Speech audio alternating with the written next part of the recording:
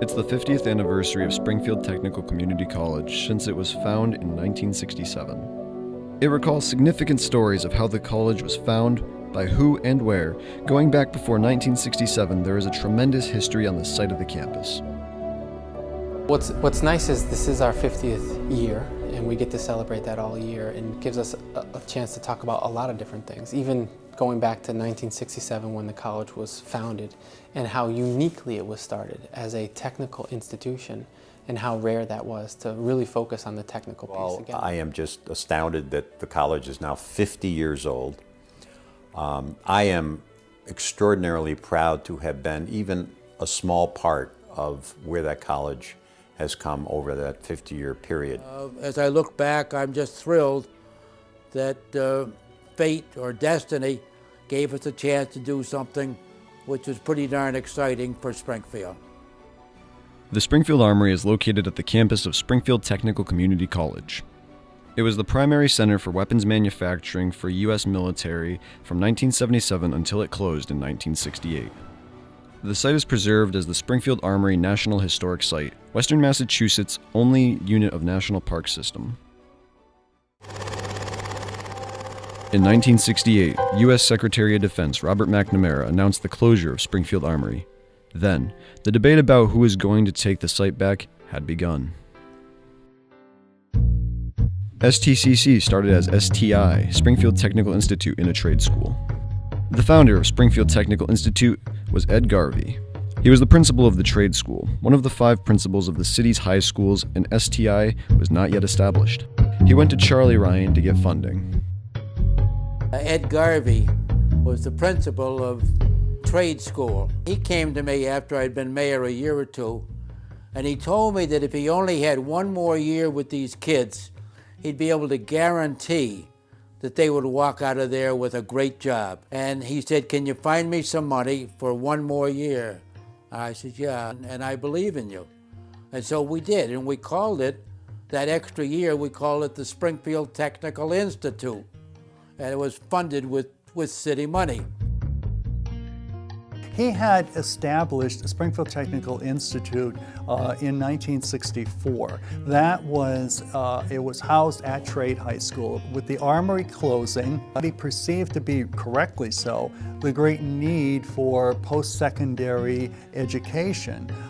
He thought that this would be a great place, the Armory grounds would be a great. Ed Garvey had a vision of establishing a technical community college on the Armory site. He went to meet with Tony Shibelli, who is the state representative, one of the most powerful positions in the state, to find out the key player of winning the Armory site and getting the funding. There was a raging battle among various players in the Springfield area about the future use of the Armory. At the time that Ed had the vision about creating the first technical community college in Massachusetts, and the only one for that matter. So he went to see my uncle, Tony Shibelli. He was chairman of Ways and Means. He had clout. He was a powerful figure. He could get things done. And knowing that, and knowing that Tony was a big supporter of education in general, he approached him about the possibility of getting funding. Charlie Ryan, who was the mayor of Springfield from 1962 to 1968, had known about Garvey's vision on the Armory site. He realized that there was no better choice than establishing a technical community college there. So he went with Garvey and Tony Shibelli to meet the governor of Massachusetts, John Volpe. We convinced Governor Volpe that he should put state money behind what we asked for was a brand new community college. And I told the governor that I didn't want just a regular community college. I wanted one with technical, because he had the Technical Institute.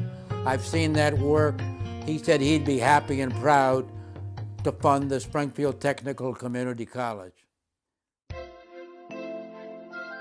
Within a few months, the Springfield Technical Institute was moved to the site of the Armory, and gradually it started to build new faculty buildings which replaced the old ones.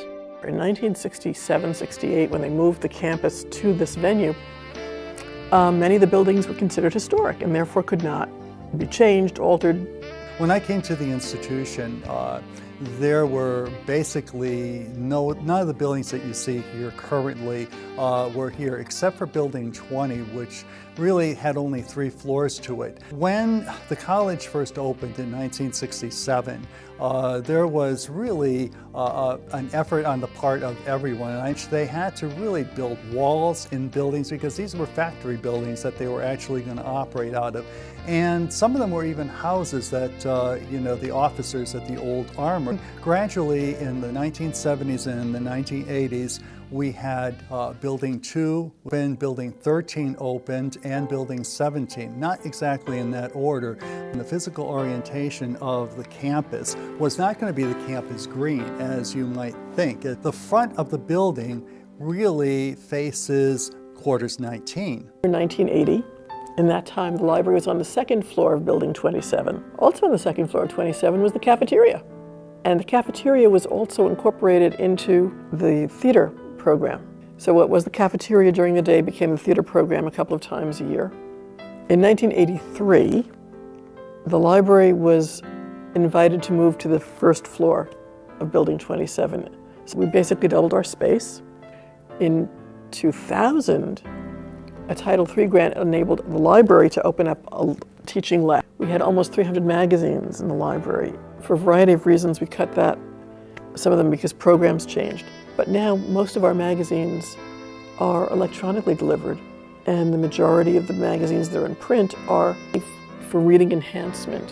In 1982, the STCC library was a founding member of CW Mars. It's not just the library, the STIC library, it's the Central Western Massachusetts Automated Resource Sharing Group. Building 19, Student Learning Commons, a remarkable opportunity for this campus. It's 100,000 square feet. If you stood that building upwards, it'd be nearly 70 stories. That's how remarkable the size of that project is. It's put all kinds of resources and services right under one roof, finally, for our students. They don't have to shuffle around campus anymore, but they can go to all the same things right there. So admissions, financial aid, pay a bill, tutoring, library, all that now is under one roof. So this Building 19 Student Learning Commons project is tremendous for this institution. Many health and engineering programs and factories came with STI to the new site. And STI, when he found the new location here, many of the faculty and many of the programs, mostly in the health areas and mostly in the engineering technologies, they came to the college. But along with them came all of the faculty. Initially, when the college opened as Springfield Technical Community College in 1967, we had these programs, but the challenge was to get them approved as an associate degree, which they soon were, and to get accreditation, which we soon received in the 1970s. We have, first of all, about 90 programs, give or take, and they, of course, range from, again, legacy programs like our engineering technologies and our allied health programs. So that's not just nursing, dental hygiene, programs like medical assistant, but we have health information technology, even in workforce training. So part-time, non-credit things like phlebotomy. I'm amazed at all the programs we have. You know, when you take a look at the number of programs that we have today, without going into details, what you really find is probably in the late 70s and into the late 80s, that's when we saw the influx of a lot of new programs. They were really faculty driven, that were in the sciences, but also mostly in the technologies and in the health areas and in the business area. These faculty, knew what the market was for our students who were going to graduate and go out there. They knew what they needed to have. It reflects the technology and the currency of what you need when you go out there. So we changed program names, we added programs, we added options to meet the needs of the community. So there's a big difference between technology at that time and technology today. You walk into a classroom now, we have monitors, we have computers, we have cameras. All my videos goes on YouTube, every class I teach. That's what's nice about technical school. You see all this technology available. I love having a document camera in my classroom, but we have so many classrooms with document cameras, so teachers can take their notes, put them on the web, the students can see them. The students of STCC are always on the top among other community colleges. I I became a student here in 1997. I was very excited to be able to have the opportunity to come back here as a professor, and I've been here for 10 years, I want to say now, working as a professor. I started in 1990 at the college in the Mechanical Engineering Technology program. We have had some great success with students coming through here through the years. The area, we're no longer in the realm of carpentry skills when you're talking measurements, medical device, aircraft, high-tech aircraft parts. That's the area of the market that we're trying to, the medical industry, medical device manufacturing. Those are some of the areas that our students go off to work that we're trying to prepare them when they go off into the world of work. I can tell you, for me, when I left here, I was nervous just like everyone else. Am I ready? I was the top students in my class at Winnick. My students who transferred to UMass, I send about 20-25 students to UMass for engineering every year, at least 25. UMass will tell me they're one of the top students in the program. The students who transfer from community college have a higher success rate than the ones who go directly to college. And you can take that from the Board of Higher Education. So we have really good teachers on campus. We have outstanding teachers in engineering and math and physics, biology, chemistry. So when the students really leave us, they do extremely well.